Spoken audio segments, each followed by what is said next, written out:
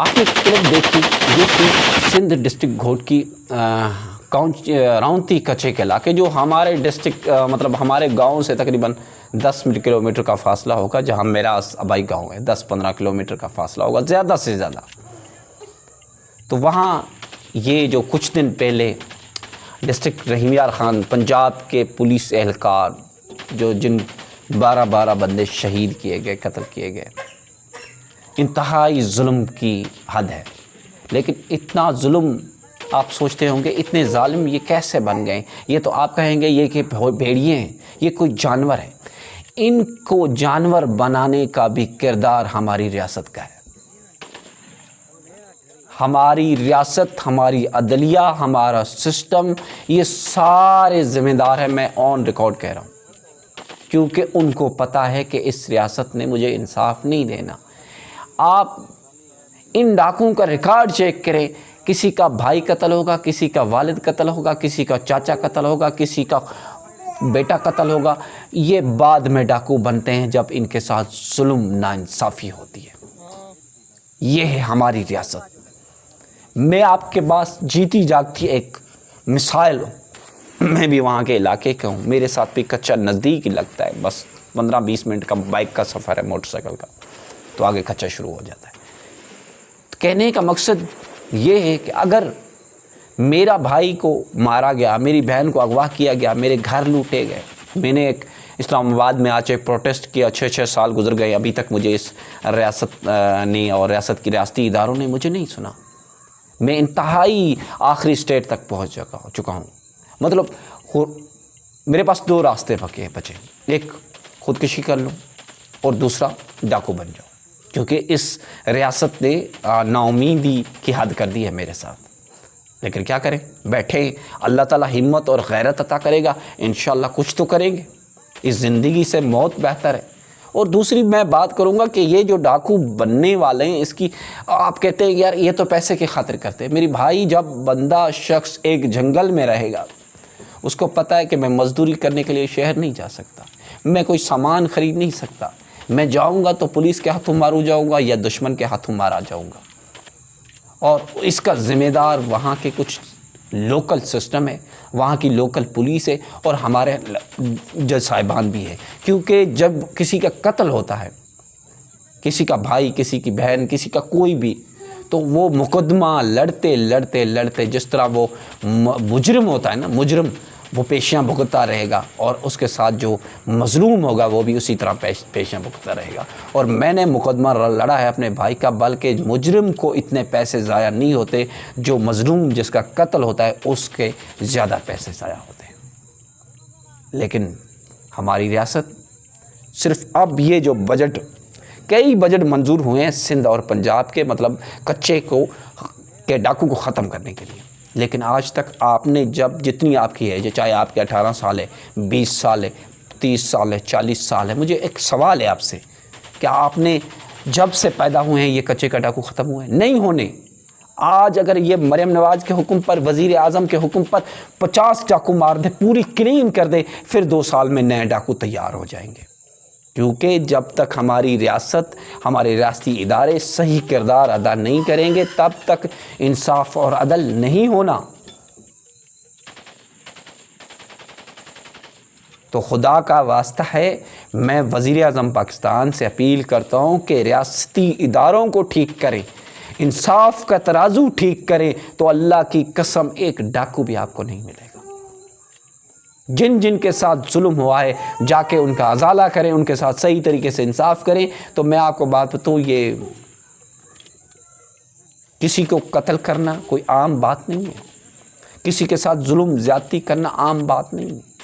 اب یہ جو پرسوں واقعہ ہوا، 12 پولیس والے شہید کیے گئے، اس میں کہنے کا مقصد ہے ایک پولیس والا انہوں نے اغوا کر لیا۔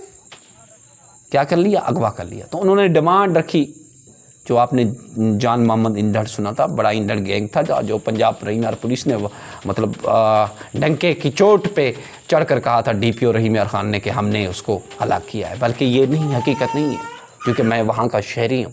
حقیقت یہ ہے کہ اس کے اپنے ساتھی نے اس کو ہلاک کیا تھا، غدار پیدا ہو گیا۔ تو پھر پنجاب پولیس نے کہا کہ واہ واہ۔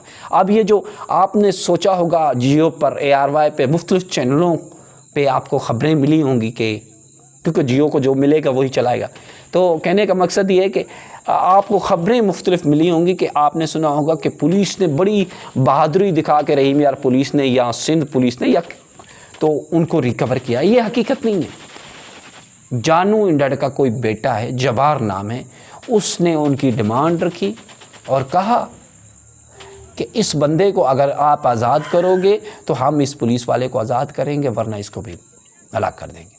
تو آخر ہماری رحیم یار پنجاب پولیس گھٹنے ٹیک کر اس کو وہ بندہ دے دیا اور وہاں سے واپس کر لیا وہ پولیس اہلکار۔ یہ میں نہیں مانتا ہوں کہ جان، انسان کی جان کی قیمت بہت بڑی ہے، لیکن جب وہ اتنے طاقتور ہیں کہ ریاست کو اس نے 3 یا 4 گھنٹے دیے ریاست کو، مطلب اگر رحیم یار DPO کو چیلنج کر رہا ہے، مطلب پوری ریاست کو چیلنج کر رہے ہیں، 3 سے 4 گھنٹوں میں ریاست نے گھٹنے ٹیک دیے چند ڈاکوں کے سامنے۔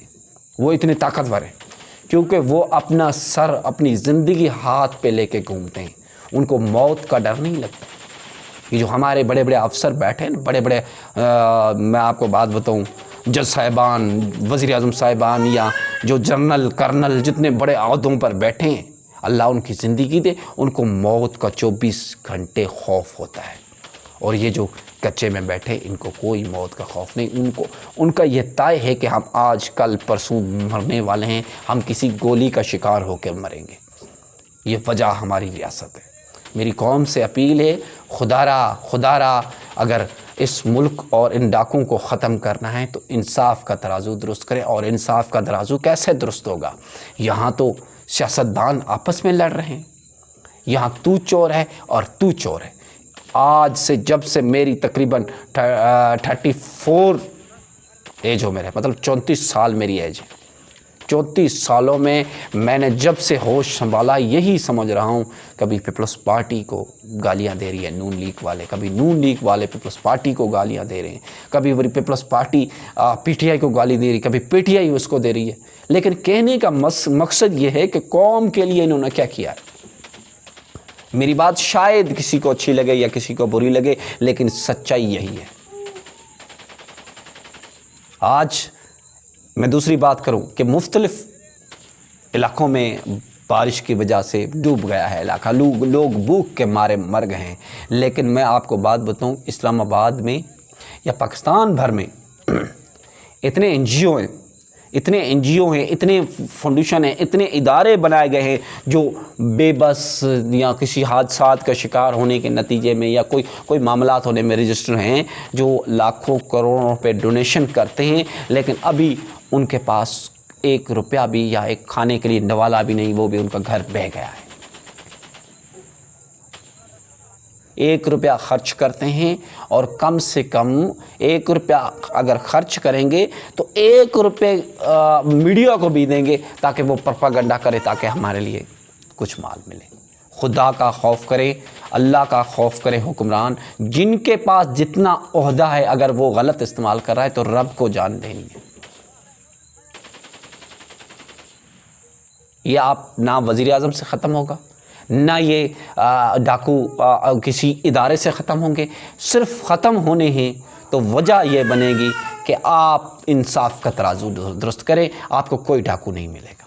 ورنہ آج اگر میں ادھر بیٹھا ہوں، اگر اللہ نے مجھے انصاف ادھر نہیں دیا تو ظاہر بات ہے مجھے اندر جو ہے نا، اندر کاٹتا ہے، خود کو میں کاٹ رہا ہوں آپس میں، تو جسم اپنے آپ کو کاٹتا ہے کہ آج میرے بھائی کا انصاف ہوگا، آج ہوگا۔ یقین کرو میں ذہنی طور بالکل فارغ ہوں میرے حساب سے۔ اب کیا کر سکتا ہوں؟ خودکشی یا ڈاکو بن جاؤں، یہی راستہ ہے، اور تو کوئی راستہ نہیں۔ جب میں ڈاکو بن جاؤں گا تو مجھے کہیں گے لوگ تم ظالم ہو، اور جب حد سے زیادہ ظلم جس پہ بڑھتا ہے نا تو وہ ظالم ہی بن جاتا ہے۔ اور جب انسان کا کہتے ہیں نا دل اور دماغ ظلم کی طرف بڑھتا ہے نا تو اس کو روکنے کا ایک ہی راستہ ہے، صرف اس کی موت، باقی وہ اس کو کوئی چیز نہیں رہے گی۔ تو اس لیے میں یہی کہنا چاہوں گا کہ ریاستی اداروں کو کہ انصاف کا ترازو درست کرو. یہ اربوں خربوں روپے کا جو اب بجٹ ہوگا، کچے میں آپریشن ہوگا، یہ آپ کسی اچھے راستے میں اختیار کرو، اچھی لوگوں کو اچھا طریقہ کار بتاؤ اور اچھا راستہ اختیار کرو تاکہ لوگ آپ کے اداروں پر بھروسہ کریں، آپ کے پاس آئیں اور انصاف آپ فوری کریں. تو اس طرح ظلم اور زیادتی نہیں ہوگی، اس طرح ڈاکو نہیں بنے، ورنہ یہ چلتا رہے گا. اور ہم دیکھ رہے ہیں، آپ بھی دیکھ رہے ہیں کہ ہمارے مرنے کے بعد پیچھے والے بھی دیکھتے رہیں گے. اللہ تعالیٰ آپ کو سلامت رکھے، خوش رکھے. اگر میری بات کسی بھی شخص کو بری لگی ہو، صرف ریاستی اداروں کے علاوہ ان کو بھلے شک لگے کیونکہ ان کو میں بات کروں گا، لیکن عام اگر شہری کو کسی کو میری بات بری لگی ہے تو میں معذرت چاہوں گا. تو اگر ابھی تک ہمارا چینل سبسکرائب نہیں ہے تو ہمارا چینل غلام رسول بھائی ضرور سبسکرائب کریں، کیونکہ ہم اپنا درد کے ساتھ لوگوں کا درد بھی ہمیشہ بانٹنے کی کوشش کرتے ہیں. لیکن آج کل تھوڑی مشکلات ہے ہماری اپنی ذاتی زندگی میں. ہمارے لیے دعا کیجیے گا. میری ایک چھوٹی سی بچی ہے، وہ 5-4 سال کی ہے، وہ انتہائی بیمار ہے. اس کا علاج پاکستان میں تو میرے خیال میں ناممکن ہے، لیکن ہمارے پاس اتنے وسائل نہیں ہیں. تو اس ریاستی نظام میں تو کوئی بھروسہ نہیں ہے کہ یہ آ کر میرے بچی کا علاج کروائیں گے یا مجھے انصاف فراہم کریں گے یا میرے بھائی کو.